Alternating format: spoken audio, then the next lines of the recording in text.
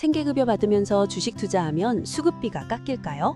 수급비로 삼성전자 주식 100만 원어치를 샀는데 그게 300만 원이 됐습니다. 이 200만 원 차이, 소득일까요? 재산일까요? 여기서 답이 갈립니다. 소득이면 매달 수급비가 줄고 재산이면 환산율에 따라 영향이 완전히 달라지거든요.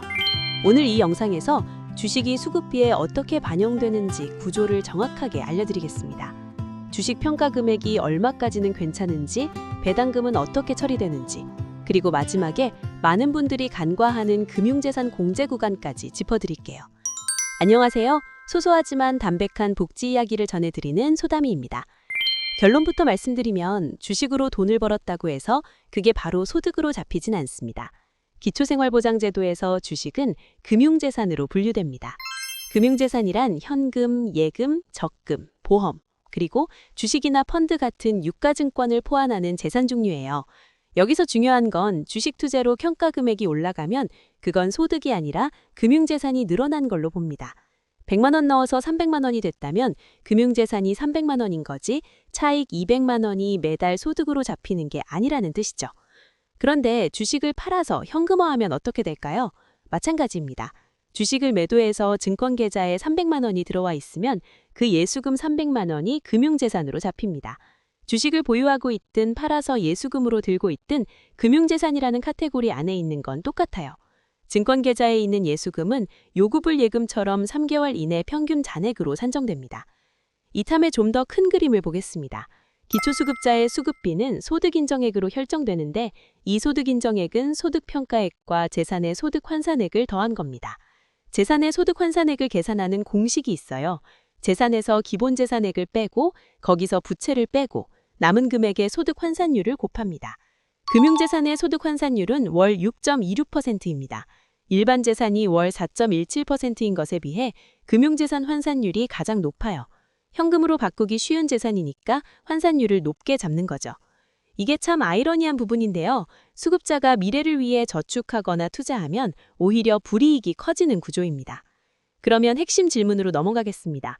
주식 투자를 했을 때 실제로 수급비가 깎이느냐 안 깎이느냐, 이건 기본재산액 공제와 금융재산 공제를 이해하면 답이 나옵니다. 기본재산액이란 기본적인 생활유지에 필요하다고 인정되어 소득환산에서 빠지는 금액입니다. 2026년 기준으로 서울은 총 900만 원, 경기는 8천만 원, 광역시와 세종시와 창원은 7,700만 원, 그 외 지역은 5,300만 원이에요. 기본재산액은 주거용 재산에서 먼저 공제하고 남으면 일반 재산, 그 다음 금융재산 순서로 공제합니다. 여기서 실질적으로 금융재산에 영향이 오려면 주거용 재산과 일반 재산을 합친 금액이 기본재산액보다 적어야 합니다. 예를 들어 서울에 사는 수급자가 주거용 재산과 일반 재산을 합쳐 7천만 원을 보유하고 있다면 기본재산액 1,900만 원에서 7천만 원을 뺀 2,900만 원이 금융재산에서 추가로 공제돼요. 거기에 더해서 금융재산에는 별도로 생활준비금 공제가 있습니다. 가구당 500만 원입니다. 의료비나 관혼상제비 같은 기본 생활준비금을 고려해서 금융재산에서 500만 원을 빼주는 거예요. 그러면 실제 금액으로 얼마까지 괜찮은 건지 정확한 기준이 궁금하실 거예요. 좋아요 한번 눌러주시면 바로 계산해서 보여드리겠습니다. 서울에 사는 1인 가구 수급자를 예로 들어볼게요. 주거용 재산과 일반 재산이 없고 부채도 없는 경우를 기준으로 하면요. 금융재산에서 기본재산액이 먼저 공제됩니다. 주거용 재산과 일반 재산이 0이니까 기본재산액이 고스란히 금융재산 공제로 넘어오는 거예요. 여기에 생활준비금 500만 원까지 더하면 금융재산이 1억 4천만 원까지는 소득환산액이 0원입니다. 물론 이건 다른 재산이 전혀 없는 극단적인 경우고요. 좀 더 현실적인 사례로 보겠습니다. 58세 김정수 씨는 경기도에 사는 1인 가구 생계급여 수급자입니다. 임차보증금이 4천만 원이고 일반 재산은 없고 부채도 없어요. 주식 투자를 해보고 싶은데 수급비가 깎일까 걱정입니다. 계산해보면 기본재산액 8천만 원에서 주거용 재산인 보증금 4천만 원을 공제하면 4천만 원이 남습니다.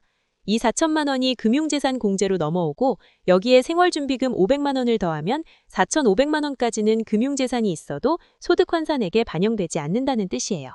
주식 100만 원, 200만 원 투자해서 금융재산 합계가 4,500만 원을 넘지 않는다면 수급비에 영향이 없다는 뜻입니다. 그런데 여기서 한 가지 더 짚어야 할 게 있습니다. 주식 투자 자체는 금융재산으로 처리되지만 배당금은 다릅니다. 주식을 보유하면 기업이 이익을 나눠주는 배당금을 받을 수 있잖아요. 이 배당금은 이자 소득으로 분류되어 소득에 반영됩니다.